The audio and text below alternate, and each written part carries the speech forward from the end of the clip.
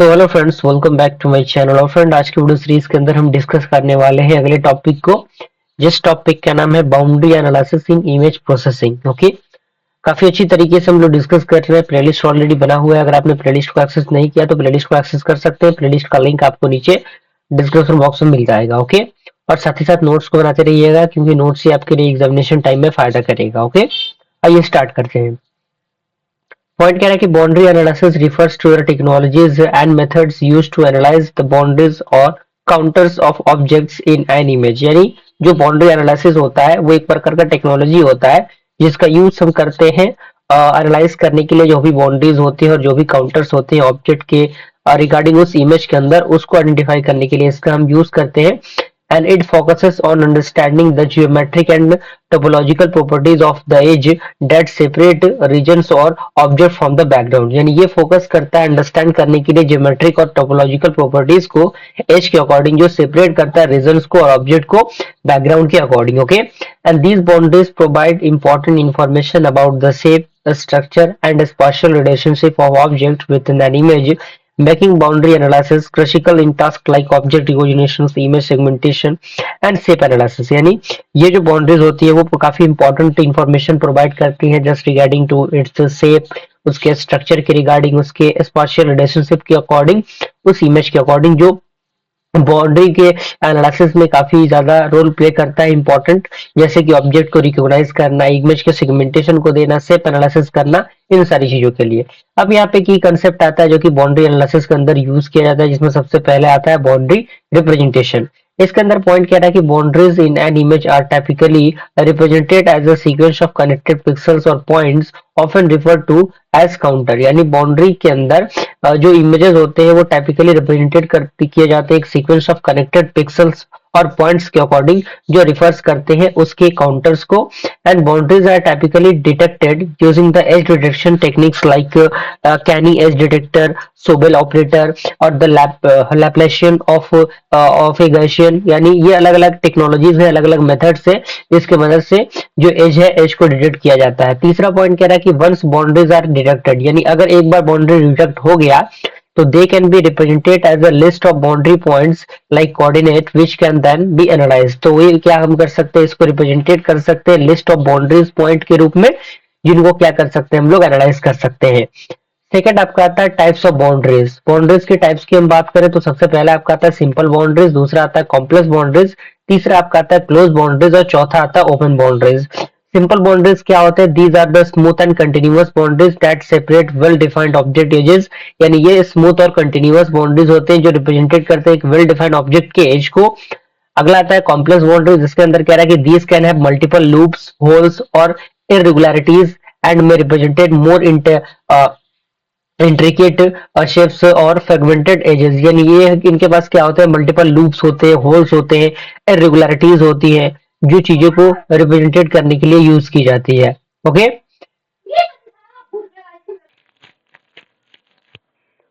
उसके बाद आता है क्लोज बाउंड्री, जिसके अंदर कह रहा है कि a close boundary forms a complete loop. यानी जो क्लोज बाउंड्री होता है वो एक कंप्लीट लूप को बनाता है, जो क्या करता है, representing a fully enclosed region, जो एक फुली इंक्लोज रीजन को रिप्रेजेंटेट करता है just like the contour of an object. उसके बाद आता है ओपन बाउंड्रीज, जिसके अंदर कह रहा है कि open boundaries do not form a close loop. यानी ओपन बाउंड्री जो होता है वो एक क्लोज लूप के फॉर्मेशन में नहीं बन पाता एंड में रिप्रेजेंटेड द पार्शियल और इनकम्प्लीट एजेस। ओके, अब यहाँ पे इसी टॉपिक के अंदर हेडिंग आपका एक आता है, वो आता है बाउंड्री डिस्क्रिप्टर के नाम से। आखिर बाउंड्री डिस्क्रिप्टर क्या होता है? तो पॉइंट कह रहा है कि to analyse the shape and properties of boundaries various boundary descriptors can be use. यानी एनालाइज करने के लिए शेप्स को और प्रॉपर्टीज ऑफ बाउंड्रीज को अलग अलग टाइप के बाउंड्री डिस्क्रिप्टर्स होते हैं जिनका यूज किया जा सकता है। And these descriptors extract and quantify geometric properties of boundaries, making them useful for tasks such as shape recognition, matching and classification।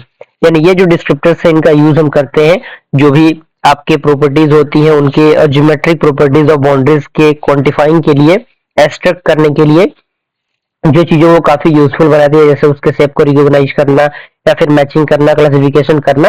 तो सबसे पहले आपका आता है चेन कोड्स।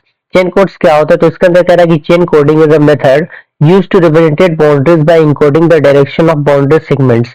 यानी चैन कोडिंग एक प्रकार का मेथड होता है जिसका यूज हम करते हैं रिप्रेजेंटेट करने के लिए बाउंड्रीज को, encoding the direction of boundary segment के according, and it uses a sequence of directional codes that describe the movement from one boundary point to the next. यानी ये यूज किया जाता है एक सीक्वेंस ऑफ डायरेक्शनल कोड के according जो describe करता है मूवमेंट को एक बाउंड्री से दूसरे बाउंड्री पॉइंट ऑफ व्यू पे। Okay, and common chain code schemes uses 4 direction. यानी जो कॉमन चेन कोड होते हैं वो 4 डायरेक्शन को यूज करता है, नॉर्थ ईस्ट साउथ वेस्ट, और 4 डायरेक्शन जस्ट में like north north east east south west south east etcetera. Okay, and the chain code provides a compact and rotations invariant representation of a boundary, making it suitable for shape analysis। यानी ये जो chain है वो provide करता है compact of rotation invariant representation of boundary को, जो चीजों को काफी यूजफुल बनाता है, और ये अच्छे तरीके से शेप और शेप के एनालिसिस के लिए और पैटर्न को रिकॉग्नाइज करने के लिए यूज होता है। एग्जाम्पल दिया हुआ है कि सीक्वेंस ऑफ बाउंड्री पॉइंट में be represented by the following chain code like 0 for north, 1 for north east, 2 for east and so on. अलग अलग फंडामेंटल्स यूज होते हैं।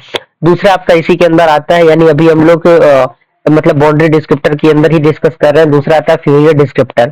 फ्यूरियर डिस्क्रिप्टर क्या होता है, कह रहा है कि Fourier descriptors are used to represented boundary shapes in terms of their frequency components. यानी जो फ्यूरियर डिस्क्रिप्टर होता है उसका यूज हम करते हैं रिप्रेजेंट करने के लिए बाउंड्री के शेप्स को उसके फ्रीक्वेंसी के कंपोनेंट के रूप में, and by applying the Fourier transform to a sequence of boundary point. यानी जब हम अप्लाई करते हैं फ्यूरियर ट्रांसफॉर्म को एक sequence of boundary point of view से, तो ये क्या होते हैं often converted to a complex form. तो ये कॉम्प्लेक्स फॉर्म में कन्वर्ट हो जाता है, and we can express the boundary in terms of its sinusoidal component like amplitude और फेजेस। ओके, अब ये फ्यूरियर डिस्क्रिप्टर के अंदर एक पॉइंट और कह रहा है कि this method is useful for shape recognition and is invariant to translation, scaling and rotation. यानी इसका यूज शेप के रिकॉग्निशन के लिए, इनवेरिएंट ऑफ ट्रांसलेशन के लिए, स्केलिंग के लिए, रोटेशन के लिए यूज हम लोग करते हैं। तीसरा पॉइंट कह रहा है कि the low frequency components capture the overall shapes. यानी जो लो फ्रीक्वेंसी कंपोनेंट्स होते हैं वो कैप्चर करते हैं ओवरऑल शेप्स को। जब क्या होता है, well the high frequency components capture the फाइनर details and इनरेगुलरिटीज। Okay, जब फाइनर जो आपके डिटेल्स होते हैं और इरेगुलरिटीज होती हैं उनको जब ये कैप्चर करता है तो ये हाई फ्रीक्वेंसी का यूज करता है। तीसरा आपका डिस्क्रिप्टर आता है शेप मूवमेंट्स। इसके अंदर भी 2 पॉइंट दिए गए हैं, काफी इजी पॉइंट है, ऐसा नहीं कि आपको समझ में नहीं आएगा, काफी छोटे छोटे पॉइंट्स दिए गए हैं। चौथा आपका आता है कॉन्वेक्स हल। इसके अंदर कह रहा है कि द कॉन्वेक्स हल of a boundary is the smallest convex shape that completely enclose the boundary.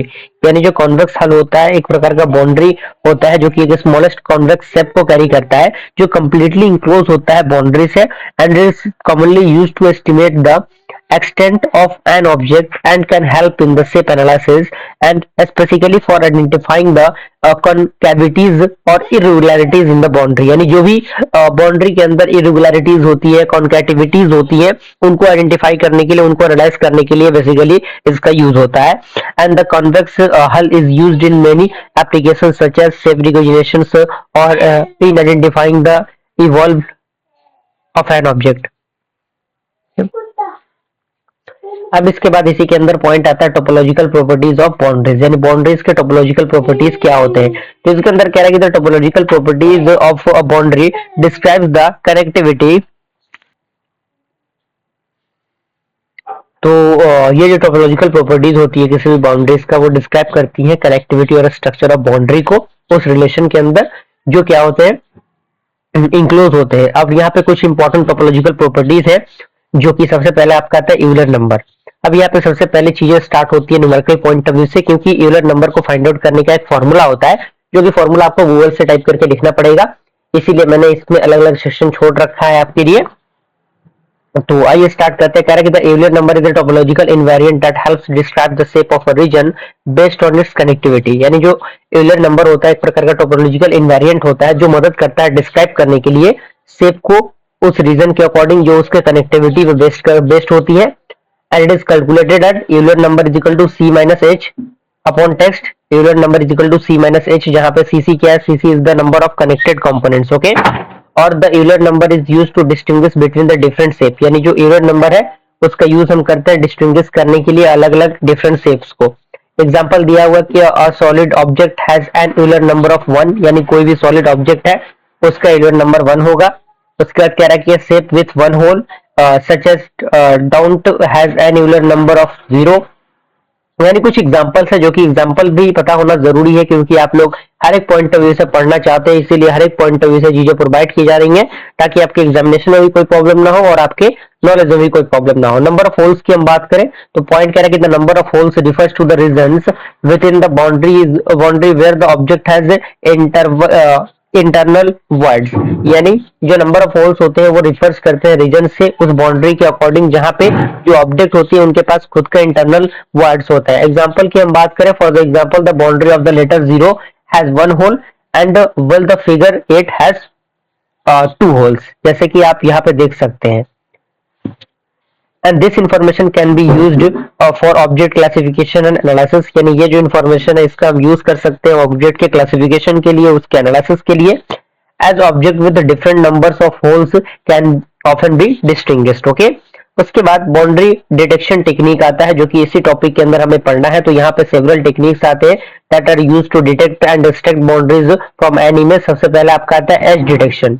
As detection में आपके 2 पॉइंट दिए गए हैं, काफी छोटे छोटे पॉइंट्स है, आप इनको खुद से पढ़ समझ सकते हैं, क्योंकि आप अब लोग आप जो है उस लेवल पे आ चुके हैं जो कि आप खुद से भी चीजों को पढ़कर समझ सकते हैं।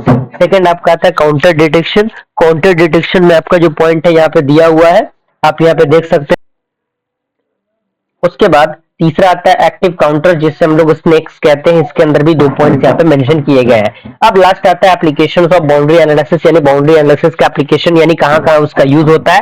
तो boundary analysis is widely used in the various field including first of all is object recognition, यानी ऑब्जेक्ट को रिकॉग्नाइज करने के लिए। और इसमें 2 पॉइंट्स दिए गए हैं, छोटे छोटे पॉइंट्स हैं, जैसे कि boundaries provide essential shape information that can be used for recognising and classifying object with in the an image, and descriptors like chain codes, Fourier descriptors and shape movements are often used for feature extraction in the object recognitions. Second is that shape matching and classification. Third is that medical imaging और fourth is that robotics and computer vision. इस तरीके से ये topic भी हमारा complete हुआ। Video पसंद है लाइक जरूर कीजिएगा। मिलता है अगले वीडियो में, तब तक के लिए थैंक यू।